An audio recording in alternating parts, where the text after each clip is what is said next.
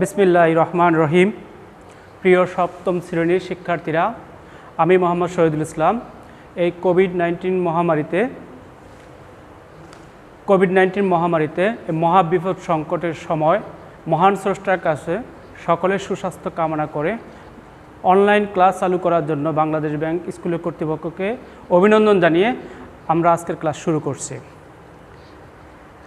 আজকের ক্লাস শুরু করার আগে তোমাদের সাথে আমি একটা বিষয় শেয়ার করব। আমি আমার নিজের ব্যক্তিগত একটা অভ্যাস নিয়ে বলবো। I read the Holi Quran regularly.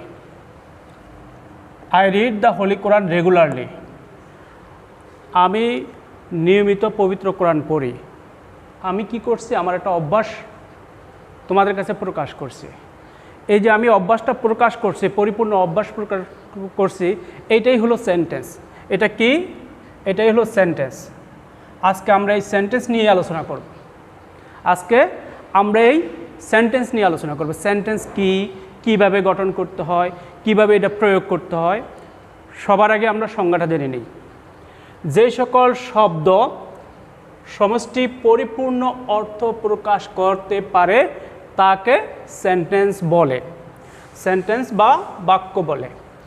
যে সকল শব্দ সমষ্টি পরিপূর্ণ অর্থ প্রকাশ করে, অপূর্ণ হতে পারবে না, পরিপূর্ণ অর্থ প্রকাশ করে তাকে সেন্টেন্স বা বাক্য বলে।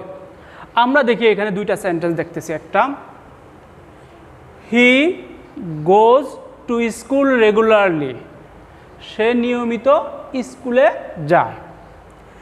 এইটাকে যখন আমরা লিখলাম, সেন্টেন্সটা একটা খুব সুন্দর লাগতেছে, পড়তে ভালো লাগতেছে। যদি আমরা এইভাবে লিখি, হি স্কুল টু রেগুলারলি গোজ, একটু ভালো লাগতেছে না।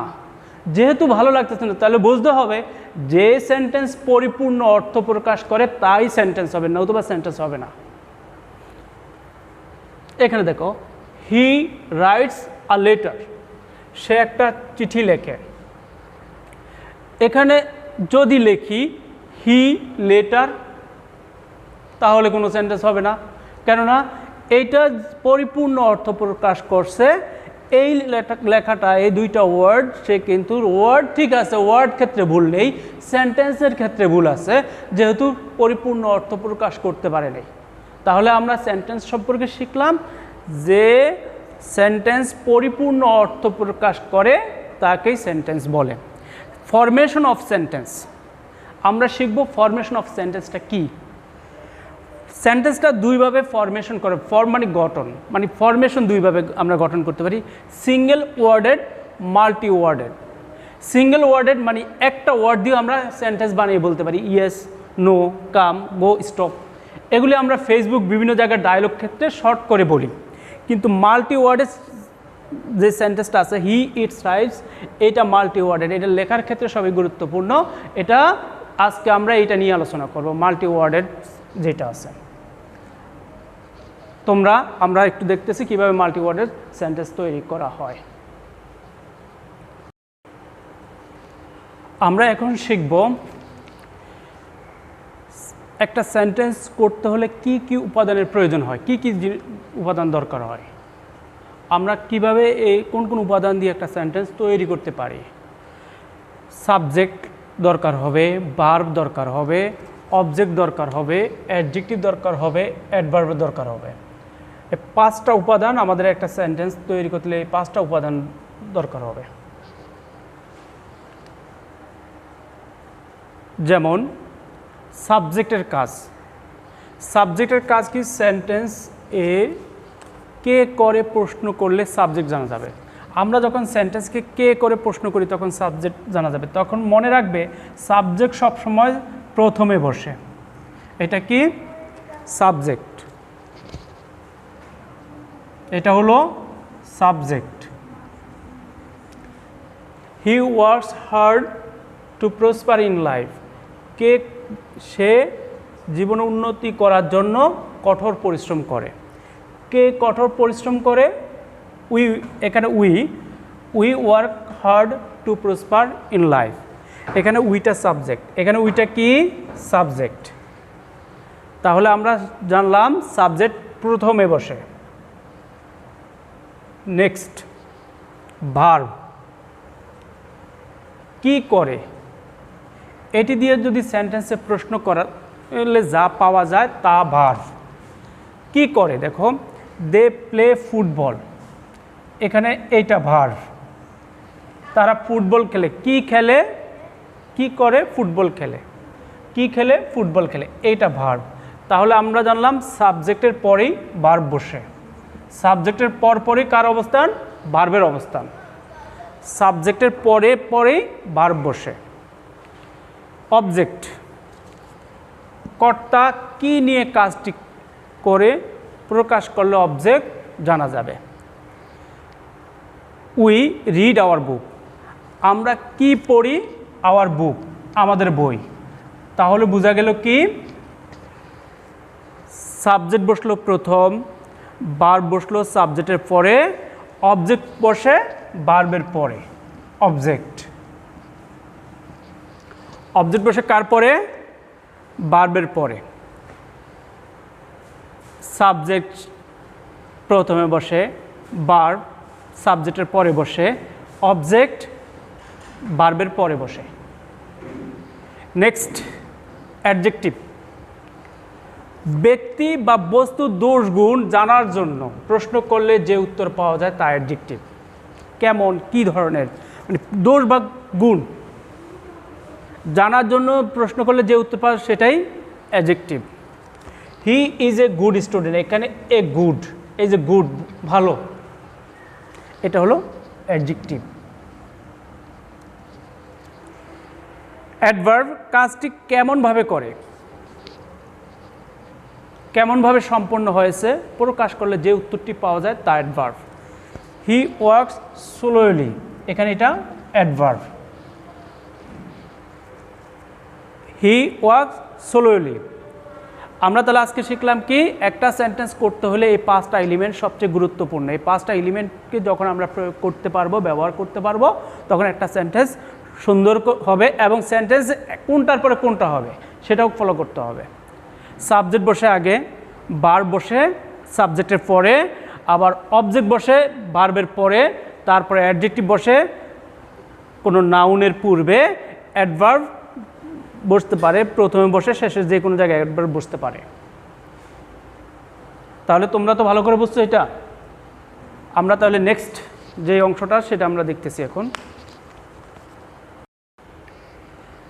শিক্ষার্থীরা, আমরা এখন শিখব একটা সেন্টেন্সের কয়টা অংশ। একটা সেন্টেন্সের 2টি অংশ। একটি সেন্টেন্সের কয়টি অংশ, 2টি অংশ। একটাকে বলা হয় সাবজেক্ট, আর আরেকটা অংশকে বলা হয় প্রেডিকেট। Subject, predicate. সাবজেক্ট কি, আমরা প্রেডিকেট কি সেটা শিখব। আমরা যে ব্যক্তি বা বস্তু বিষয় সম্বন্ধে কথা বলি তা সাবজেক্ট। যে ব্যক্তি বা বস্তু বা বিষয় সম্বন্ধে কথা বলি তা subject. They work in the field, কে মাঠে কাজ করে, they work in the field, they work in the field. এখানে কে কাজ করে, এই দে তারা, তাদের সম্পর্কে আমরা কথা বলতেছি এখন, সেই জন্য এটা হলো সাবজেক্ট। যেহেতু আমরা তাদের সম্পর্কে কথা বলতেছি, দে এই ব্যক্তি, দে তারা এ ব্যক্তি, এই জন্য এটা সাবজেক্ট। আর সাবজেক্টের পরের অংশকে বলা হয় প্রেডিকেট। সাবজেক্টের সম্বন্ধে আমরা যা বলি, এই সাবজেক্টের সম্বন্ধে আমরা যা কথা বলবো তা, এই সাবজেক্টের সম্বন্ধে যাই বলবো এই পুরো অংশটাকে প্রেডিকেট বলা হয়। সাবজেক্ট এর সম্বন্ধে আমরা যা বলি তা predicate. Example, he writes a letter, এখানে এই রাইটস আর লেটার এটা হলো প্রেডিকেট। তাহলে আমরা সেন্টেন্সের কয়টা অংশ পাইলাম, সেন্টেন্সের অংশ 2টা। একটা হলো সাবজেক্ট আর একটা হলো প্রেডিকেট। সেন্টেন্সের প্রকারভেদ, এখন আমরা সেন্টেন্সের প্রকারভেদ সম্বন্ধে জানব। অর্থ অনুসারে সেন্টেন্স 5 প্রকার। অর্থ অনুসারে সেন্টেন্স কত প্রকার, অর্থ অনুসারে সেন্টেন্স 5 প্রকার। প্রথম, অ্যাসার্টিভ সেন্টেন্স, বিবৃতিমূলক বাক্য। ইন্টারোগেটিভ সেন্টেন্স, প্রশ্নবোধক বাক্য। ইম্পারেটিভ সেন্টেন্স, অনুজ্ঞাবাচক বাক্য। অপটেটিভ সেন্টেন্স, ইচ্ছা ও প্রার্থনামূলক বাক্য। এক্সক্লেমেটরি সেন্টেন্স, বিস্ময়সূচক বাক্য। আমরা এই সেন্টেন্সে কয়টা প্রকার বাক্য সম্পর্কে জানলাম, কয় ধরনের বাক্য করা যায়। একটা সেন্টেন্সকে 5 ভাবে করা যায়। আমরা সেন্টেন্সের বাক্যগুলি 5 ভাবে প্রকাশ করতে পারি। কতভাবে প্রকাশ করতে পারি? 5 ভাবে। বিবৃতিমূলকভাবে প্রকাশ করতে পারি, আবার কি প্রশ্ন করে প্রকাশ করতে পারি মনের ভাব, আবার কীভাবে প্রকাশ করে অনুজ্ঞাবাচক, কাউকে কোনো কিছু আদেশ করা, কাউকে উপদেশ দিয়ে বিভিন্নভাবে উপদেশ দিয়ে নিষেধ করে, এটা অনুজ্ঞাবাচক বাক্য। অপটেটিভ সেন্টেন্স, কারোর জন্য দোয়া করে, কারোর জন্য প্রার্থনা করে, অপটেটিভ সেন্টেন্স। এক্সক্লামেটরি সেন্টেন্স, বিস্ময়, বিস্ময় মানে আশ্চর্যবোধক, যেটা আমরা চিন্তা করি ভালো, হ্যাঁ এত ভালো হলো কেন, আবার খারাপ, এত ভালো খারাপ হলো কেন, এরকম। এই জন্য আজকে আমরা সেন্টেন্স 5 প্রকার, আমরা এখন পরবর্তীতে সেন্টেন্স 5 প্রকার নিয়ে এখন আলোচনা করব।